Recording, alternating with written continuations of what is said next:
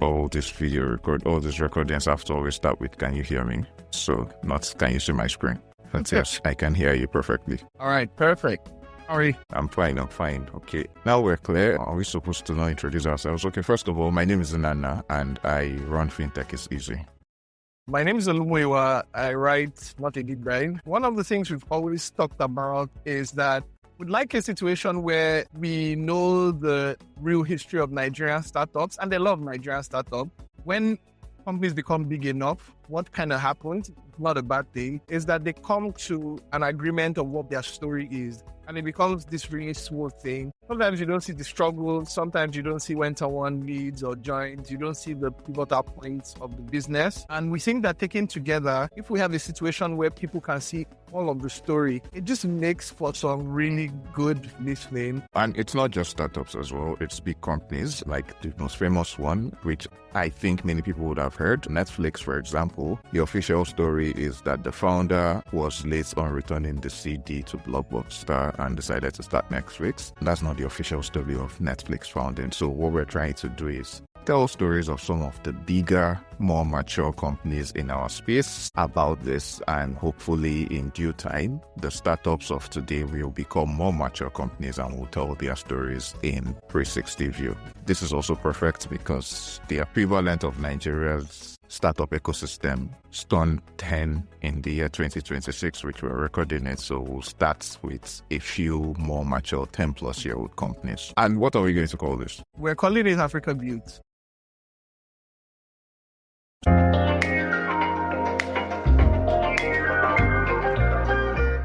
So definitely I think the place to start is with Jumia, the Amazon of Africa. Do they still go by it? They went by the Amazon of Africa in the early days because it's a branding story, and this is also more about storytelling. But now that they're a public company and they've quote-unquote exited, being called the Amazon of Africa is not what you should be called as a big company. We now have a new Amazon of Africa, who we will not be discussing on this episode. So this is Jumia, the story of Jumia. Part 1, our attempts to tell that. Now, our attempt to tell the story of Jumia, we're not going to start with Jumia. Actually, we're going to start with another company or another Nigerian by the name of Leostan Eke. And funny enough, we're starting from the first company he built. He's famous for being the CEO of Zinox. Before he built Zinox, he built a company called BuyRightAfrica.com, and he wanted to use that company to buy and sell computers over the internet. And he built this in the early 2000s because he had a background in IT already. He had lots of government contracts. He had lots of networks in computer hardware, computer networking, and he thought, I have this knowledge, why not build this platform for Nigerians or within the country where people can buy and sell computer peripherals and create an online marketplace, kind of like what Amazon was in the early days. And it's funny that we're going to start with that. That journey did not pan out, but we're going to mention him somewhere down the episode. But that was also a symbol of what trying to sell in the Nigerian internet was in the early 2000s. And that is where the story starts with. And that is an example of the kind of market or the kind of country Jumia came into. They started in 2001. They thought they could sell to individuals. Of course, they now pivoted to the government. They already had deals to actually sell computers, so they pivoted to government and large companies. And that pivot essentially became what is known as the Zinox Group today, which is still the same model that they run. They sell computers on wholesale to large corporates, to the government, and they kept the business. The brand has changed multiple times, but the core idea that they wanted to start with is not what made them successful. Okay, so how do we turn this all back to Jumia? Well, first of all, for people who don't know, or has been written multiple times, Jumia is the first unicorn from Africa, and they also went public on the New York Stock Exchange in 2019. But before they started, they decided to come into the country of Nigeria in 2012. Do you want to paint a picture of what 2012 was like for Nigerians? One of the interesting things, even before painting the picture of 2012, is that I remember that at TechAbout, one of the first feature-length stories I ever wrote was on Jumia's founding. But if you look at what 2012 itself was for Nigeria, at the beginning of 2012, it opened with the country on fire, in quote. I remember I was in Abuja at the time. Here's what the protests sounded like. What had happened was that Goodluck Jonathan had removed subsidies overnight. It was a New Year present for many Nigerians. Like after Yes. enjoying themselves, this was the December period when people either travel to villages or to Lagos or to Abuja, and then you're supposed to come back at work and you're hearing that fuel has gone from 65 naira to 141 naira. That schools were shut down, people were in the streets. In fact, I remember the labor union at the time called the general strike, and literally everybody joined. The country shut down, and they were like, nope, we are not going to buy fuel for 141 naira. In the end, Jonathan backed down and arrived at a compromise where fuel was now 97 naira instead of 141 naira.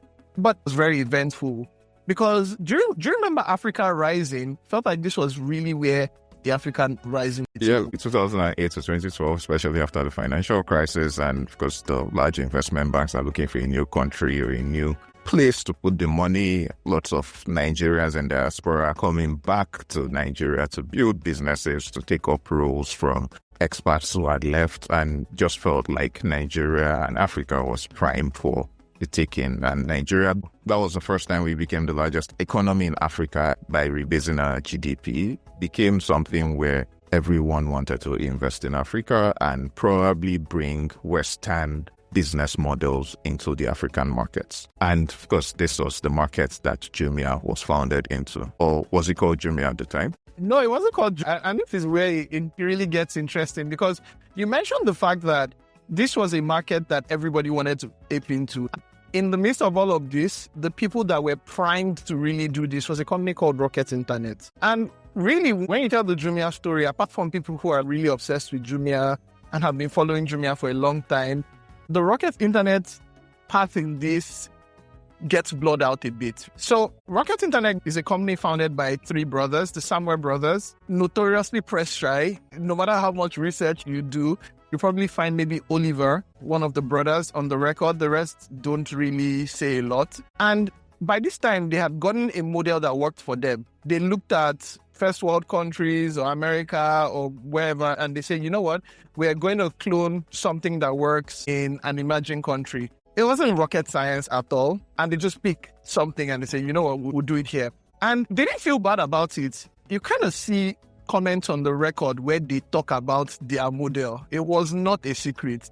They just copied. They were clear about it. The internet was very young. And I know we're back in 2012, but before 2012, their model was proven over a 10-year period. Like they built an eBay clone and sold it to eBay in 100 days. They built an Airbnb clone and sold it back to Airbnb. Paul Graham actually wrote about this in his blog about Airbnb. They built an Alibaba clone, sold it to Alibaba. They built a Groupon clone and sold it to Groupon. So that's how they made the money. They're cloning your business because it works. And because your business is not yet in Europe, which was their model, they will just clone your business in the European markets. And if you want to, you either come and compete with them in the case of Airbnb, or you buy them out and they take the money and go and do something else. And to their credit, some of the something else's they did also are popular companies.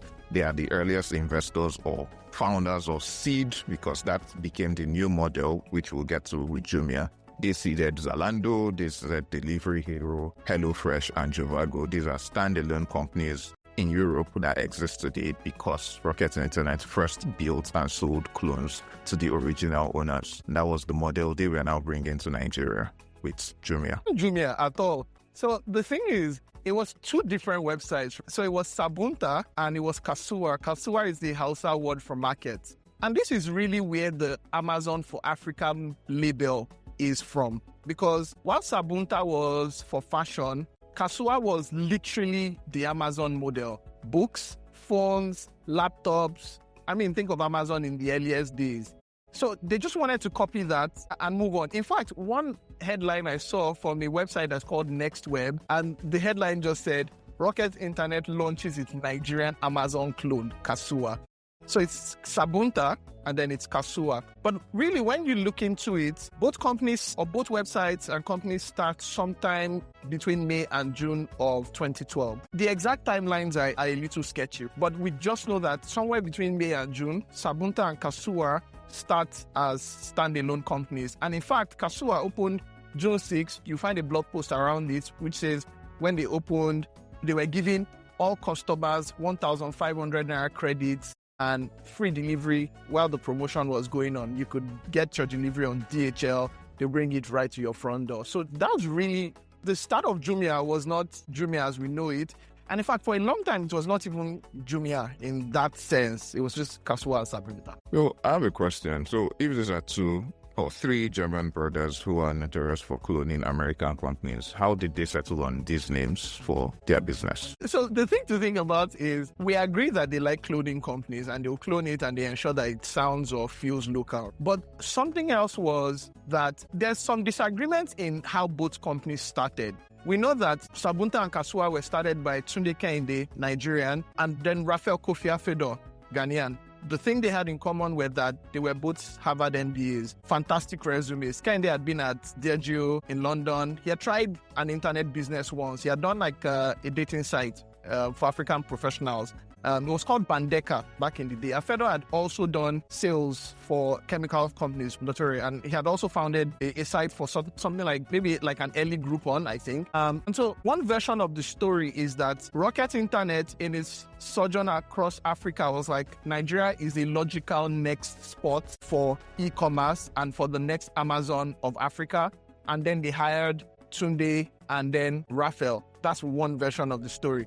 They hired them as professional CEOs, got them to build something and pretty much wrote the check and got out of their way. That's one version of the story. Another version of the story is that Kehinde and Raphael built these 2 different things and went to Rocket, and Rocket thought it was interesting, funded them, and all of that. So again, like many companies, there are various versions of how it started. But one last thing that I'll mention is that if you look at it over the years, several early employees of Rocket Internet have described themselves as co-founders of the Nigerian business. And yes, there was a third co-founder even for the Nigerian business. I think it was someone called Hendrik Haren. He worked for Rocket at the time. So if you think about it, that's really where the Jumia story starts. So it's funny that, and this is why even in the first story, we're back here where there's no clear story or clear ownership of this company who was the first unicorn out of Africa. There's no clear ownership. There's no clear origin, which we're going to get to. But like you said, we've listed so many names. One thing is clear is the Samwa brothers are not founders of this company, and they do not intend to be founders of the company. Just call it a Rocket Internet company. Correct. So is this where, how do we now advance the story? Like these names, these founders, what are we doing here? Like when does it come Jumia? Story is like, I'm surprised it hasn't become a documentary already. It has all the corporate drama you can think of. This is still in the first year? Yeah. Eventful first year. Super eventful first year. Remember I said both companies launched just 1 month apart from each other. So we're saying May, June 2012. 3 months later, just before September, as the version of the story, like I said, there are plenty of versions of the story. One version of the story is that both companies say these names are not names that you remember. But thankfully, tech publications at that time tell us that the real problem is that somebody else had already registered Kasuwa.com and somebody else had already registered the Kasuwa trademark. Remember, Kasuwa means market in Hausa, and so that the person was preparing to sue. So I think at that point, the Rocket Internet company just looked at it and said, you know what, let's just put this thing together. We'll put it together as one company, and then we just move on with our lives. But it wasn't that simple, because remember, when you report layoffs now, people tell you, oh, you're so mean. You should see the reports of the layoffs that happened when Sabunta and Kasuwa were merged into the same company, which was the first time we see the Jumia name in September of 2012. And they laid off people. They laid off like 50 people. It was brutal. The headlines, when you eventually see that the number was 50, gives you a sense of what that time was. Because at that time, laying off 50 people was quite a very, very big deal. So Jumia has become a new company in September for all intents and purposes of this story. They've cleared the backlog and they've decided they're launching a pay-on-delivery model in partnership with DHL by online. Now, where does the story become straight sailing for the company? It's not straight sailing. This is a company that, and I know that there's been a history of contested coverage, but that is going to sail into dominance. Sim Shagaya also launches Konga in the same year. This will become very important for Nigeria's entire e-commerce market. this will become important for even Jumia. You cannot tell the story of Jumia without telling the story of Konga. But something I'm wondering if we should go to understand their first year is to think about the amount of money Jumia went on to raise. And now, while it was called Jumia, it was registered as the Africa Internet Group. I think Africa Internet Group is the first time I came around Jumia, and that was the more popular names in many circles. That name was the name they raised a lot of money on, now that we are on the money raising topic. And while we're talking about money, something else about 2012. IP had just launched a year before, 2011. Yes. And in 2011, when they had launched, they had just connected 2 banks, if I remember correctly. So when you think about pay on delivery in that sense, it was like, oh, this pay on delivery thing is the model they absolutely wanted to come at it at. I think it was just what the market demanded at that time. So we have 2 guys or 3 brothers who have seeded a company. Their model is to copy and paste what works everywhere. It's 2011. Amazon just works in Europe. They have their own eBay and Zalando that just works for them in Germany. And they're like, let's come to Nigeria and do this. But the Nigeria they're experiencing has full subsidy. NIP just came live 6 months ago with only 2 banks. And even the markets they are thinking that their first 2, legacy name has already built something like that didn't work in buy rights. Kalahari, we forgot to mention that already existed from another company like Rockets, the Process Group. They had Kalahari as well. They also eventually had OLX in the country. And Dealday, you mentioned Simshagaya. Before Konga, there was Dealday. So this is the markets they are coming into. And we haven't gotten to Konga. And the Jumia name hasn't existed. So how in the midst of this do we get from buy rights, Kalahari, and Dealday, no NIP, pay on delivery, to Jumia versus Konga? Like, how are we getting there? And of course, on the billions and the customers, how are Nigerians interacting with these kinds of businesses for the first time? This is a model that Jumia eventually goes on to use quite a lot. And ironically, when we do the second part of the Jumia story, we'll talk about, in a way, how it landed them in trouble and put their IPO in a lot of trouble. But what they then did was they put salespeople on the road and they were knocking on doors. The customers were in the upscale areas of Lagos. They were looking at and targeting people who had experienced shopping abroad and now wanted something that was roughly the equivalent. And so they did that. It was a lot of boots on the ground the first year, and it started as a very small operation. In the beginning, it was like maybe 10 people or 12 people before they then moved to a headquarters. But it started really small. And it started with convincing people pretty much the same way agency banking has done, in quotes, with just like people. And, you know, if someone you trust that lives near you tells you there's a way to shop online, maybe you try it. What were they listing now? Like, did they own or they were selling? Is it what Jumia is today, where anybody could sell anything, or they own what they were selling? Were they local goods or were they imported goods? Because this 2012, everyone was importing. That's like somewhere in how they merged Sabunta and Kasuwa. I remember Sabunta was fashion. And then Kasuwa was books, was laptops, was phones, all of that stuff for affluent Nigerians. So this was pretty much what they were selling. And very early on, they still owned quite a lot of the inventory they were selling. So they put everything in a warehouse and then they'll start to sell it very, very early on. And this business that you've just described, even in 2012, even in 2026, it's a very, very capital intensive, doesn't do it justice. It's a capital guzzling business. And these are brothers who want to do copy and paste. We've gotten past the copy and paste era. Nobody's coming to buy this business. So what are they doing? How are they going to fund this business? I feel like Nigeria hadn't really seen fundraising until Jumia started. This is not to say people hadn't raised money. But for as far as technology startups were concerned, Jumia made everybody that raised money before look like they were playing. And for context, remember, the Njoku had raised $8 million, thereabouts, from Tiger Global or so. But when you look at what Jumia was doing, remember they launched in May, June of 2012. In fact, in October of 2012, same year, they had raised money from JP Morgan. It was undisclosed, but it was a seed amount. So a 4-month-old company in Nigeria. It's a comparable African company that can pull that off.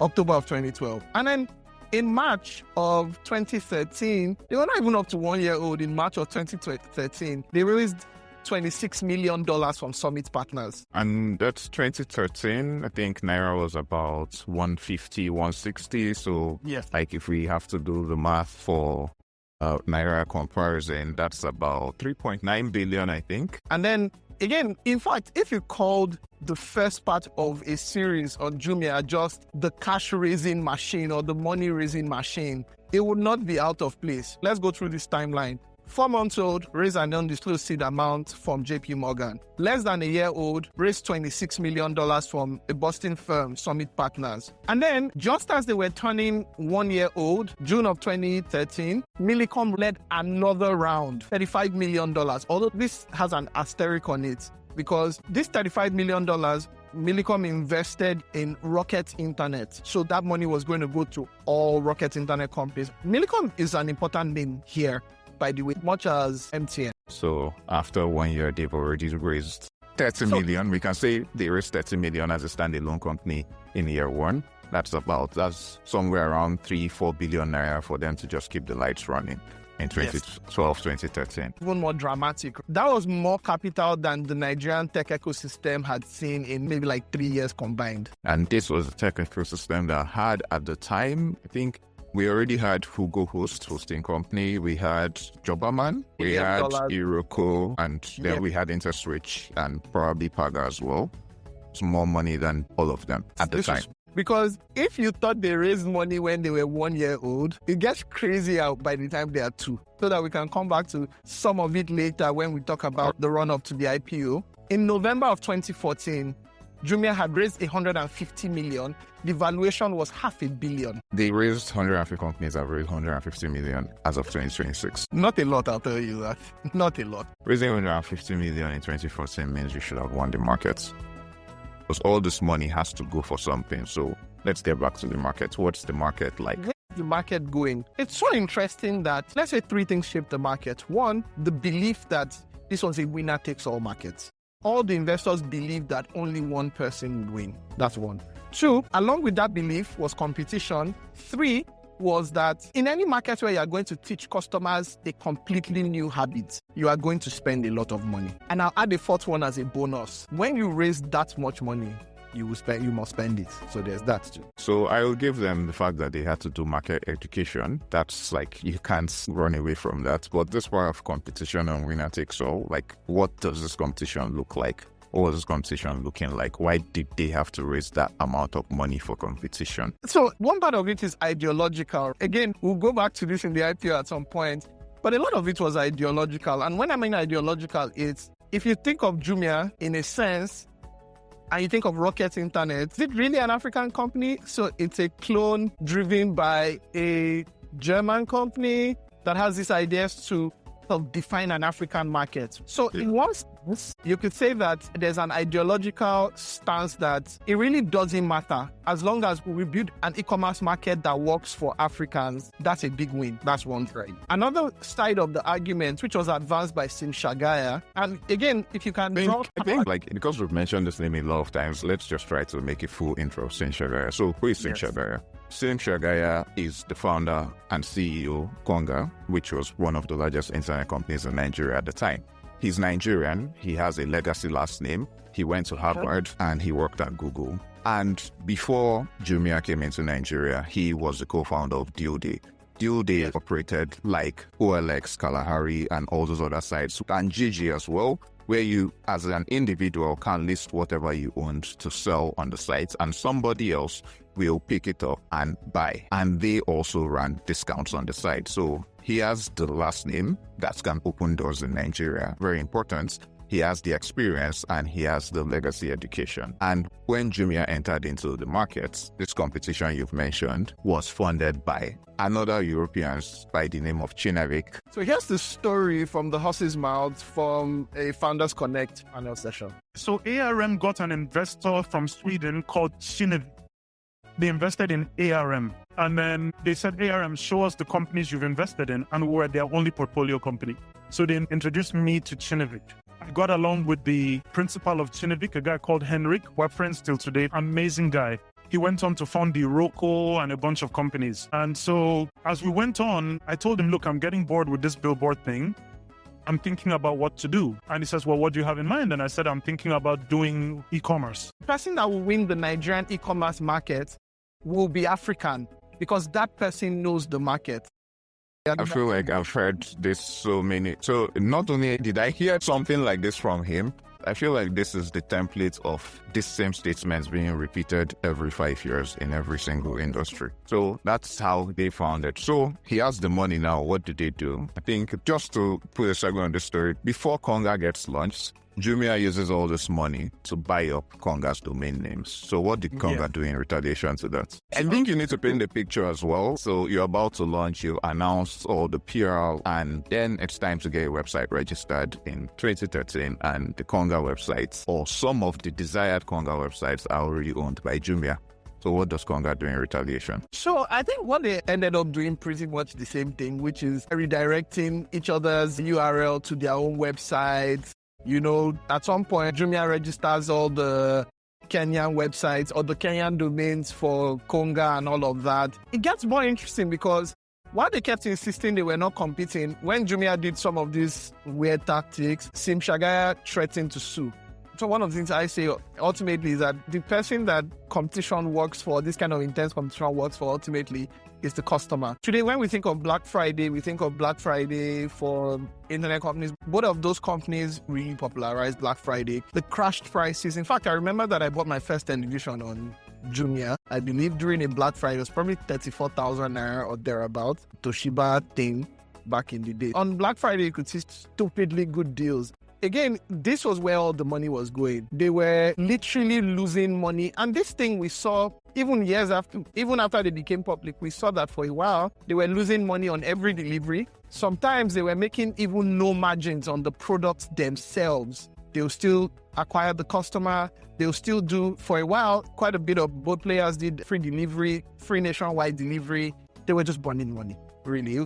The idea was that anybody who wins the customer, enough customers will eventually win all of the markets because they believed we win the customers. Again, it's not a thesis that is unpopular. It's, very common. You win the customer, you win enough customers, and then you remove the subsidies, and then you win. So 12 years later, that's still happening in multiple industries. So you spoke about money and competition. So that's all the money is funding this competition. So how much, just on the Konga side of things, how much did Konga also raise during this period? Konga was not as big a money machine as Jumia. And throughout their lifetime, I think they raised just about $78 million, thereabouts. I think that one thing that Konga did not bank on was that Jumia's investors would just dig their heels in. Rocket Internet had this proof of we've done this before, it will work. 1. 2, whatever it is they were saying to their investors, the investors bought it hook, line, sinker. The investors were in there for the long haul. On the flip side, Konga's investors took a more rational view of the market, in quotes. So I don't think they looked at it and said, this competition will go on for 100 years. They probably looked at it and said, okay, you know what? Probably beat them in the first 2 years or the first 3 years or so and try to not run out of money. But sometimes you get really drawn into a price war and a tough war. If you are not careful, all that money can run out, and it runs out quicker than you think. Again, $78 million for what? For 4 years. So you can imagine you're paying salaries. You're subsidizing deliveries. You are making zero margins on some of these products. I'll give you the best example. Today, there are a million articles on how Transsion, the Chinese company, has really won the smartphone market in Africa. But if you think about it, a lot of that really came down to Jumia and Konga. And like I said, if you think about the Amazon model, phones, laptops, they decided that smartphones would become a place to wage a proper war. This was important because smartphone penetration was increasing. Internet penetration was increasing. Transsion was a brand that priced its phones for Africa. Perfect storm. If you put it this way, it works for everyone as well. Like Transsion gets to sell more phones via Jumia and Konga, and those phones come on the internet, and whoever buys those phones buys stuff on Jumia and Konga. I guess that's probably how to sell it to Jumia and Konga. The more phones you sell, the more people who use your platform. Everyone is happy.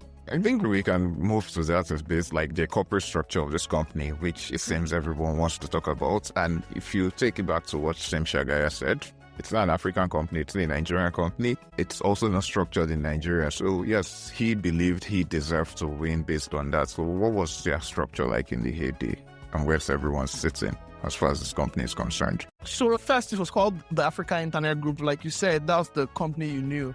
For a long time, it was just called the Africa Internet Group. Remember, Jumia was just one in a long line of clones. There was Kamudi, there was Jovago, a bunch of names. Where people really saw the structure was when they filed to go public. And it's a very big debate. In fact, Business Day wrote, Frank Elia, who I worked with at Tech About, he wrote the article and the headline was, "Is Jumia an African company?" Yeah, Jumia was registered as Jumia Technologies AG, German company. And then in Africa, it operated through Africa Internet Holding Group, which was incorporated under German law.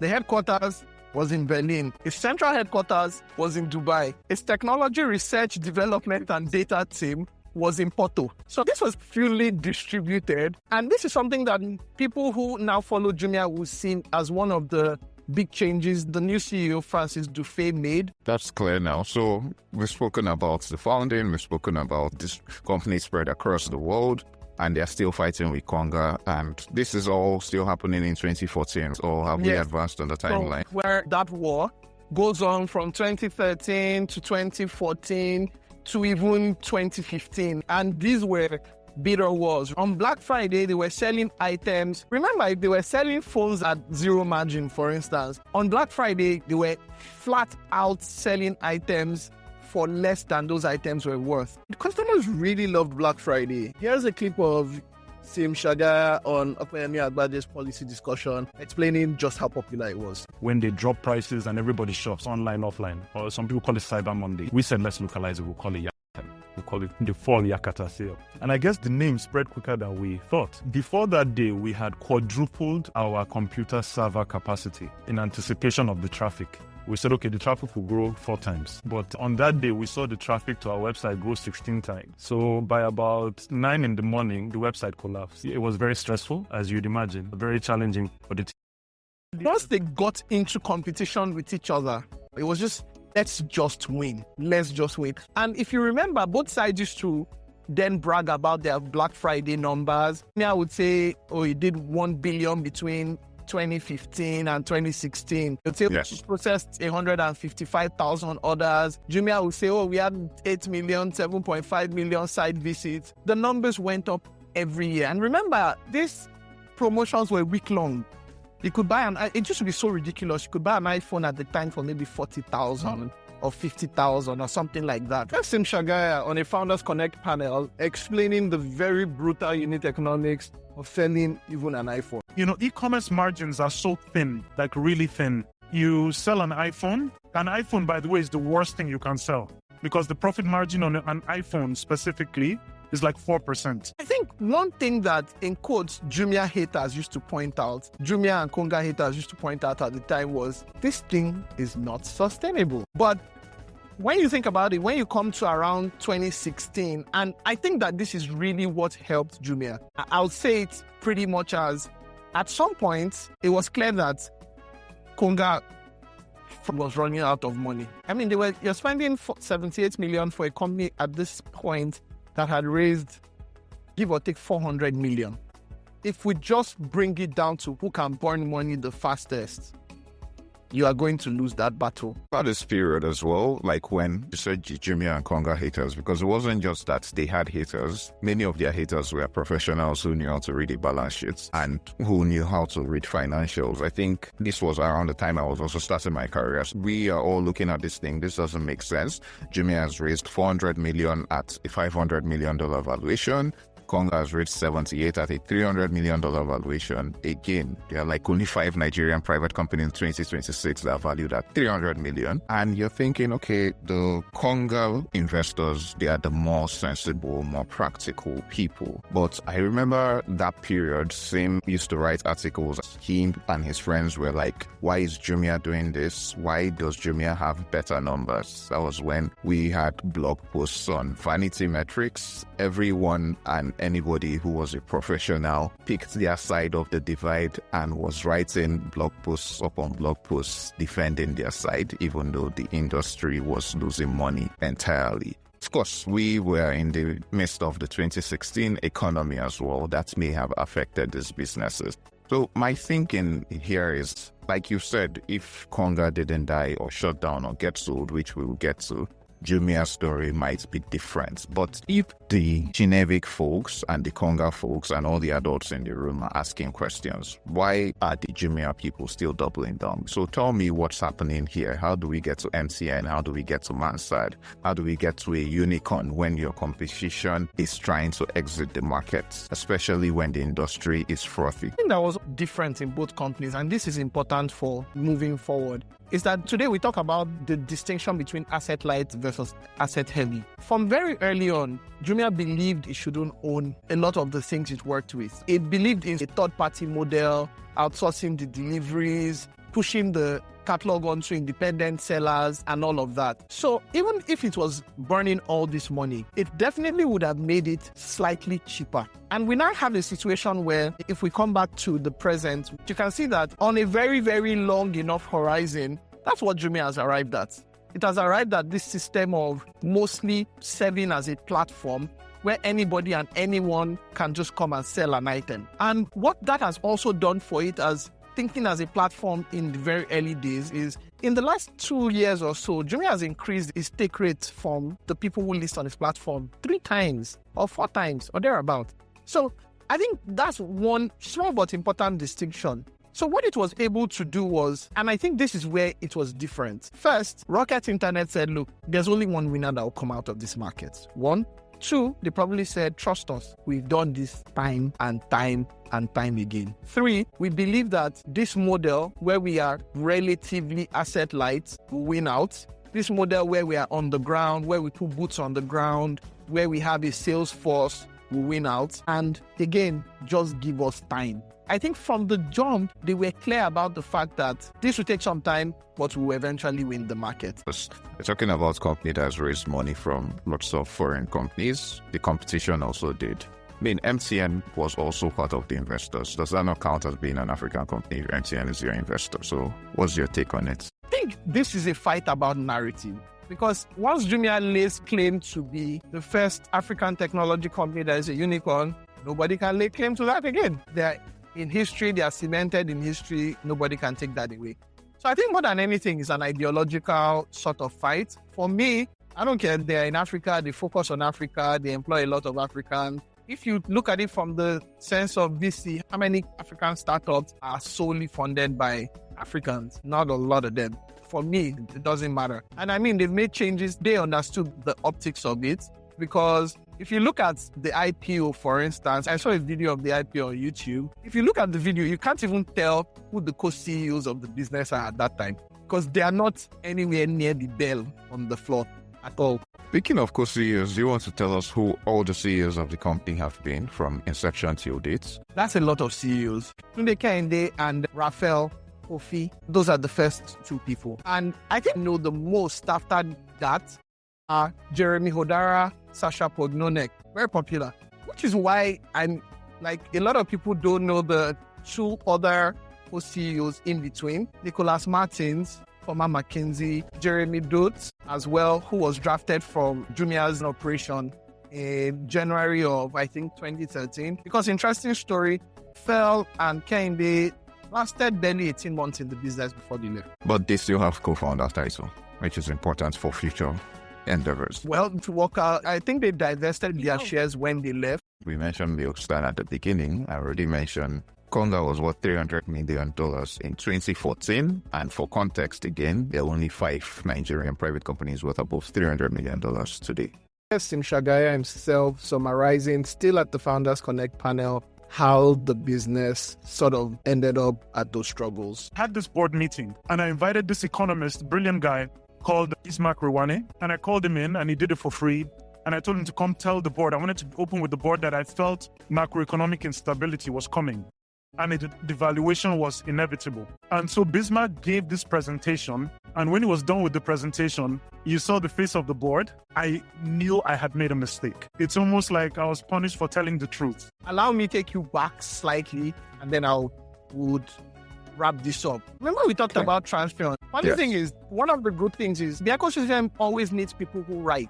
Even when they write on things that in quote are not their business, it makes for sort of good reading down the line. which takes me to the fact that Jason Joku, Iroko TV's founder, wrote a 3-part series dissecting Jumia and Konga from back in the day. He wrote about it. The Dozier brothers also wrote about it. This was when the professionals were writing about Jumia. They were taking sides, which is okay, but in as much as they were taking sides, they were actually writing from their professional opinion that these businesses were quote-unquote terrible businesses, and they understand why their side was the only one being scrutinized heavily. Anyway, by 2013 and 2014, according to Alexa's rankings, Jumia was the 18th most visited site in Nigeria.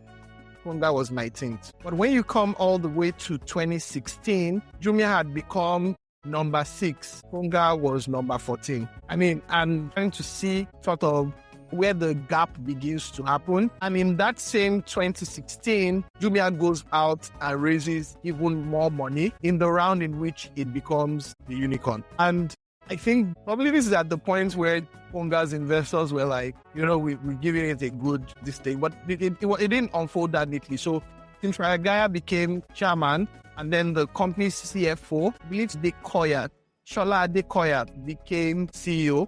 Konga. Then there were layoffs, and Venture Burn at the time wrote that investors were, in quotes, trying to take control of the company's daily operations. Adekoya told a publication about some of the struggles, cited inflation, cited the challenges of managing payment of delivery, the level of order cancellations on the platform and stuff like that. This small part is important about this order cancellation. Something that's interesting is Jumia calculates its number of orders. It also adds cancelled orders. That was also one of the things that was being scrutinized. What is your GMV? How are you calculating GMV? What is revenue? Founders and ecosystem operators have always had their beef. The same way they have beef for journalists, they also have beef for professionals who know how to read the balance sheets. That has been from the Jumia days. Even when these professionals may be on your side, they still want to analyze a business to the highest level of professional scrutiny. And this practice of inflating GMV may have been started by Konga and Jumia. Do you remember that there was a massive devaluation in 2016? Yes, where the Naira went from 150 to 200 to 700 to 360 in 8 months. I remember very clearly at that time that people would order from Jumia or Konga, the item will get to them and they'll be like, oh, this is not what I ordered, I don't want it. And then they have to return the item. So it was that still the pay on delivery model. Yes, it was the pay on. How does that work? Essentially, how do these companies make money? How do they record the money they made? And how did customers pay them? And how did they get paid? So what had happened was we saw a situation where both of them touted Konga Pay and Jumia Pay as some way out of this pay on delivery sort of lake. But in my opinion, what ended up really happening was that the market matured and that payments started to mature along the way. So if you think about that, even if you look at the fintech players, everybody must have a 2-3 year period where the customer does not trust you, where the customer is kind of playing games. And then you must have enough money to stick it out until the customer changes his behavior or her behavior to that desired behavior. Again, we've seen this in fintech where who are not named ended up raising like 400 million. So sometimes if you want to change customer behavior, even if you have the right idea, you need to have a war chest, kind of throw a lot of money at it. So in a way, when we think about it, is it really that bad? It would have always taken money to change customer behavior. So what gives? That makes sense. So now back to Konga and how we get to conclude the Konga story. So they kill pay on delivery, they lay off more people, and like 300 or something. 300 people, yeah. The company is now being run by the professionals who just want their money back or an exit, while Jumia is becoming a unicorn. When the devaluation happened, Jumia also struggled. But even with that struggle, whatever Jumia's backers were saying really resonated with its investors. Because in 2016, the business witnessed a downturn. And off of the back of that, it still went ahead to raise money. At this point, they had Leo Stan, had, I think it was called Udala, physical stores, right paying people in the building, physical stores, pretty much just along the line of the evolution of the thing he had always done. And so they bought Konga. Well, people would say, all the headlines said they bought Konga for $1, but we know the reality of... They bought Konga for the nominal sum of $1. That's the story and it's at the end of the story. Gets sold for $1 to the quote-unquote originator or innovator of the space. And of course, the casualties, all the employees, all the investors, and the story we're telling today. So back to Jumia, the biggest competitor has been sold to an offline business. So is this now time to IPO? Is this time to clean your house and IPO? What is happening? Yes, it is. The professionals were of the opinion that, look, whatever story they were telling investors, there was only so long you could tell that story for. And so you had to put it together and say, you know what, let us test it. Because at some point, after you tell investors all this story, you have to test the strength of the story in the public market. And so they started a roadshow and all of that. But before they even started a roadshow, I think we glossed over a bit in the year that it became a unicorn and how much they raised. They became a unicorn in 2018, 2017, 326 million, and they actually brought on African investors. They bring in Orange from Francophone Africa, they bring in AXA, they bring in adult African investors to also strengthen the narrative, which is why I asked what were they telling MTN, who, for all intents and Orange as well, who know the markets better than anybody. MTN knows the African market, Orange knows the Francophone market. These are markets that Jumia was popular in. What were they telling these investors for them to put money in Jumia in that time? At this point, when you in quotes beat Konga, we see one of the Samuel brothers, again, press shy, say on the record that Jumia is a proven winner. So we assume that they are telling investors at this point, the wrong way is clear. We have said we will beat everybody out of the market and we have beaten them. And now it is time to just keep executing and keep working our way towards an IPO. But again, the professionals will tell you that after 2016, when it raised all of that money, it was always going to be a hard sell to keep raising even more money. Like, how much could you possibly raise? By the time it IPO'd in 2019, we had raised $770 million. This was when capital, it was not quite 2020 or 2021. So what gives? Okay, so $770 million. Yes. In 6 years. Yes. Okay, so another thing that we like to do, it's nice for the company, but a country like Nigeria, or a market like Africa, we need to see the money. So $770 million in 6 years. What has $770 million in 6 years given the country and the markets that Jumia operated in? Because, okay, they educated the markets on being able to shop online, but Nigerians were shopping on ASOS and Amazon and shipping things themselves before Jumia came. IP was still a child by the time Jumia was being founded, so they didn't give us instant payments. What did this 770 million give the continent? This is where you must give Jumia some credit. It's customer education. Today, every small business owner owns a website, literally. But you can draw a straight line to Nigerians shopping online, straight to Jumia. All of those army of people, yes, it's super expensive school fees.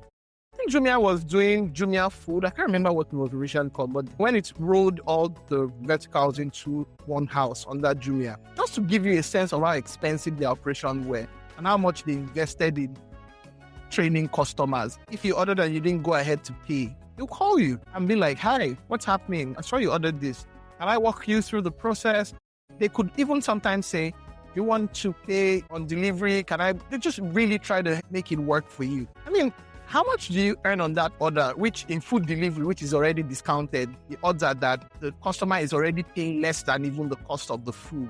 And then you throw in a customer care agent and you throw in a call. What's the lifetime value of the customer? What's the average revenue per user that you are doing all of that? So if you really look at it and you are being gracious to Jumia, is that Jumia trained a whole category of users to shop online and brought 2 million, 3 million, 4 million people a year. There are about 4-5 million people a year to shop online at Jumia. Something that had never been done at scale before. So you just have to give them that. And I mean, in all those years, they lost almost $1 billion, shy of $1 billion.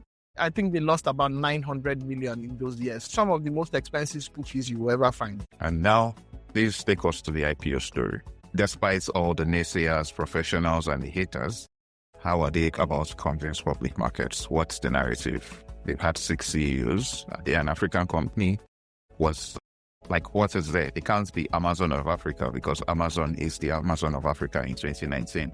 You have to think about the fact that the story of Africa as, in quote, the last real frontier to fight over e-commerce is really what the core of the Jumia story is. And it is the idea that this company, apart from everyone else, is the one that is in position to win. That's one. Two, when they were doing their roadshow, really, I feel like there must be an episode for Rocket Internet on its own, because that level of fundraising is unprecedented. So when they did their roadshow, shortly before then, they were able to get money in a private placement for MasterCard. And also they were able to get money from Pernod Ricard. It's like, these big names really be wrong. And you have to realize they had set the price rate somewhere between $14 and $16 per share. April 12, they rang the bell. Again, they understood the optics. People have to believe we're an African company. It was the MD of their Nigerian business that rang the bell. And then they rang, they in their offices all across, they were in 14 countries at that time. They rang the bell simultaneously in those countries. And at the end of day one, I went back and I watched some YouTube videos on the day of the IPO. There was a lot of excitement. People kind of forget now because maybe decades of bad coverage, but there was a lot of excitement about Jumia when Jumia IPO. As of today, Jumia is trading at $7. It has gone up as much as, I believe, $65. Okay, we'll have to talk about that on a separate day why it got to $65, because the stock is down 72% from IPO day. The IPO at $1 billion is currently, company is currently valued at $200 million. So that is the story of how Jumia became a public company in 6 years. It's important to say that Jumia became a public company in 6 years because now we have companies not going public anymore, not just in Nigeria, because I'm trying to make sure this is not a Nigerian problem. SpaceX IPO was last week. After almost 20 years, we don't know when the other big companies are now staying private for 10 plus years. Jumia had a path to IPO from year 4.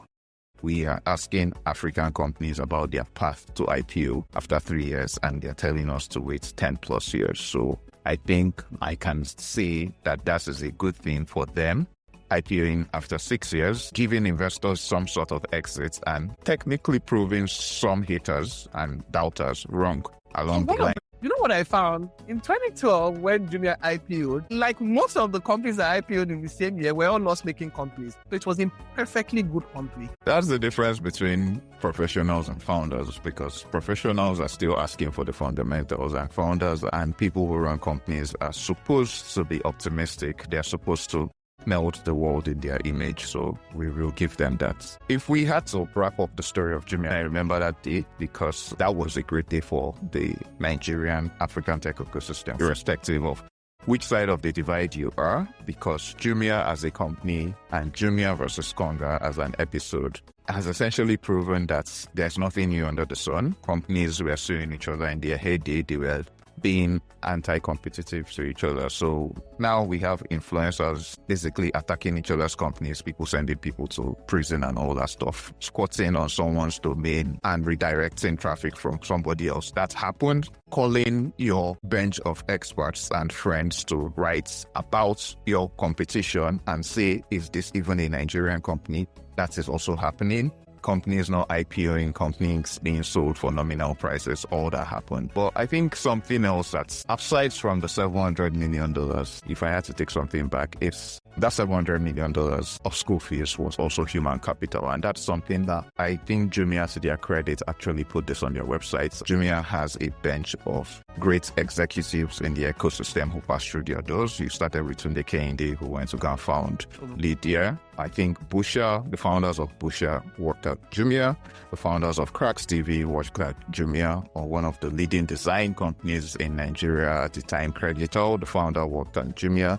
There are so many leading Nigerian tech ecosystem people who worked at Jumia or Konga who got their formative training out of Jumia. So maybe that $700 million was for human capital development. That is another thing I am trying to take out of the story. School fees and human capital development. Is there any other thing you're trying to take out of the story? Because this is just part one of the story. I think we have to be clear. Understanding Jumia's early years helps you understand the company it has become today.